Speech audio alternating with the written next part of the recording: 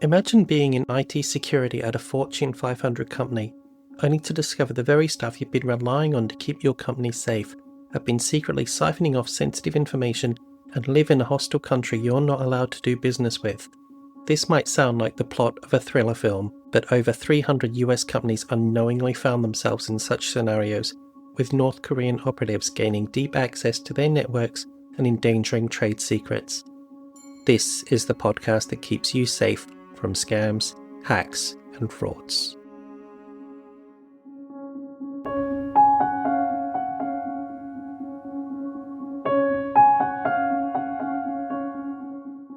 Help us keep more people safe from scams, hacks, and frauds. It doesn't cost a thing, just like, subscribe, and leave a comment or review. It helps get the word out there. Let me introduce you to Christina Chapman. Christina's story starts nearly 50 years ago when she was born in South Korea to American parents who were stationed there with the military, helping keep the peace and protect South Korea. When Christina was very little, the family, including her older brother, moved back to the USA. Her father, however, was no American hero. He was an alcoholic and unfaithful to his wife. By the time Christina was 5 years old, her mother had finally had enough and separated from him. This decision, however, would not improve Christina's situation. She now found herself torn between parents in Minnesota and California, forcing her to change schools every year. The fractured upbringing made it extremely difficult to make long-term friendships and kept her socially isolated. Christina faced abuse from her father's girlfriend and older brother, extending her isolation even within her family. Her father minimized the abuse and demanded apologies from Christina to those who abused her. She eventually severed ties with him in her early 20s, during which she drifted between low-paying jobs and unstable housing. Her relationship with her mother was more stable, and when her mother was diagnosed with cancer in 2018, Christina wanted to help. She needed a good job to support them, so she enrolled in a computer science boot camp. After completing it, she searched for jobs on LinkedIn and was soon approached to be the face of a company that connected overseas remote workers to jobs in the US. In that pivotal moment, it wasn't just about finding employment. The stakes were much higher. This wasn't just a career move, it was her mother's lifeline. The gravity of her mother's situation overshadowed any doubt she might have had about the job's legitimacy. It promised not just enough to change her life, but to look after her mother the way she felt her mother deserved. She no longer had to work, bills were up to date, and her medical needs were fully covered. But what exactly was this job? Well, she really would be supporting remote IT workers, but the job and the company itself weren't exactly legal. Not only would she be asked to do things that were crimes in their own right, she'd also be dealing with workers in North Korea, breaking international sanctions. North Korea is largely cut off from the outside world.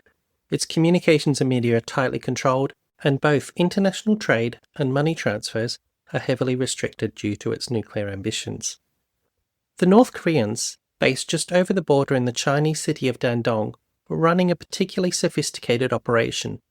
They would harvest personal details to create false identities, then verify these identities through online background checks, and subsequently apply for jobs as IT workers.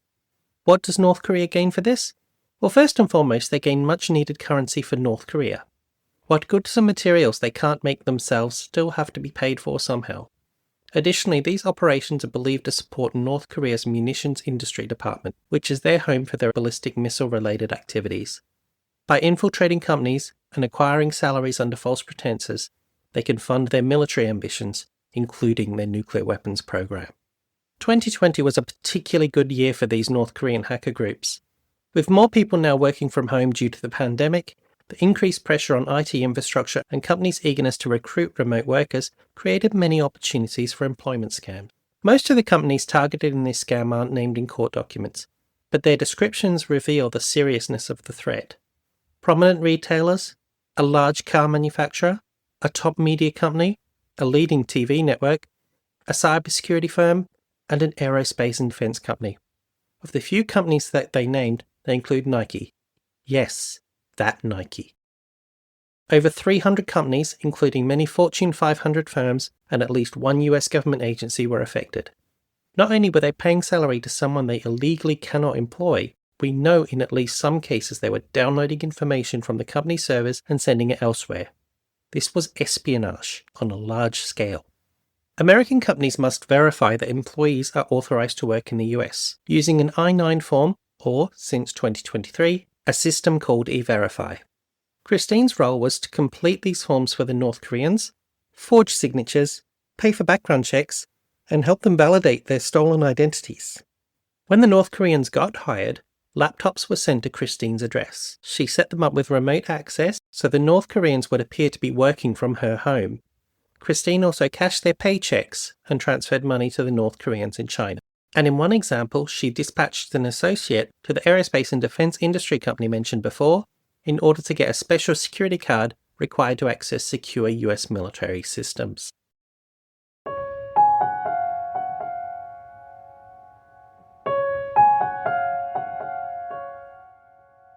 Over the years, Christine became increasingly uncomfortable with her role supporting the North Koreans. Despite this, she felt unable to leave because she needed to care for her mother. Even after her mother passed away in April 2023, she was too afraid to leave, not knowing what the North Koreans could do to her. A few months later, Christine was arrested, an event she later described to the court as a relief, giving her the chance to escape the situation and seek much-needed therapy. In July 2025, she pled guilty to conspiracy to commit wire fraud, aggravated identity theft, and a conspiracy to launder monetary instruments, and was sentenced to 8.5 years. But this isn't the end of North Korea's remote IT workers. Cybersecurity firm CrowdStrike reports seeing similar groups target Canada, the United Kingdom, Germany, Brazil, and Japan, and there are probably further groups within the United States.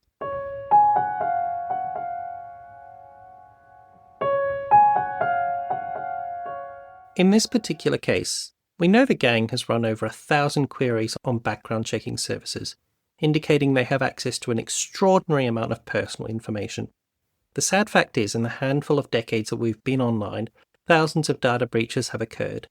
And just this year, tens of millions of stolen accounts have been identified by haveibeenpwned.com. If you've ever shared your personal information with any organization, and that's pretty much everyone, some of your personal details are almost certainly out there, in the hands of goodness knows who. As a quick safety checklist, here are some steps that you can take before this episode ends. First, visit Have I Been Pwned to check if your details are available online. Second, consider freezing your credit or putting some other restriction on your credit report to prevent unauthorized access. Lastly, enable multi-factor authentication on your online accounts to add an extra layer of security. Taking these steps can significantly reduce your risk of identity theft. Some credit report sites and packaged bank accounts also offer services to check if your information is available on the dark web. But even if some of your information is already out there, that's not a reason to make getting your personal data easy. Be careful with what you share online. Review your social media profiles to see who they're sharing your information with, and consider adjusting these settings to share only with family members and close friends. Don't share your date of birth, address, or any sensitive information widely. Think twice about entering contests and sweepstakes, online or offline. Even if they're legitimate, they're probably using and selling your details for marketing purposes. And once you're done with it, remember to shred any mail you receive that has any personal information, including your name and address. Be cautious about where you shop online. Ensure that your web browser is connected to a secure site when you do. Look for a padlock symbol and the letters HTTPS in the address bar. Also, research the company's site and reputation to ensure you're dealing with the company you expect. If you're an employer and you're employing remote staff, make the effort to ensure that you're meeting with your staff every once in a while, but particularly before hiring them. In one case where these hackers were targeting a US government department, their inability to communicate beyond sharing their name during a video call was a major red flag that prevented them gaining further access to the department. Other hackers would pretend to be different ethnicities or keep their camera off during video calls. Whilst AI is getting to the level where it can fake a person on a video call, you can't fake a person in real life. Make sure you're not just giving identity documents the once-over, but verifying their authenticity and that the person in the photo ID documents really is the person giving it to you.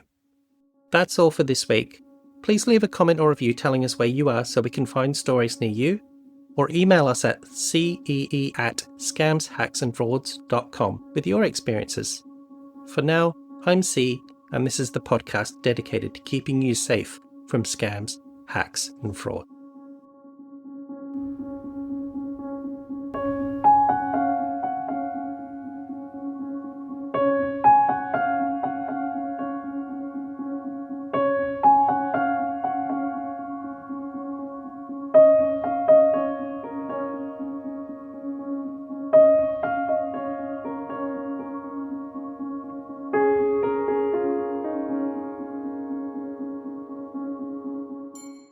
This podcast is available to reuse for free under the Creative Commons with Attribution Share Alike license. The music is not included in this license. For more information on the Creative Commons license, please visit creativecommons.org.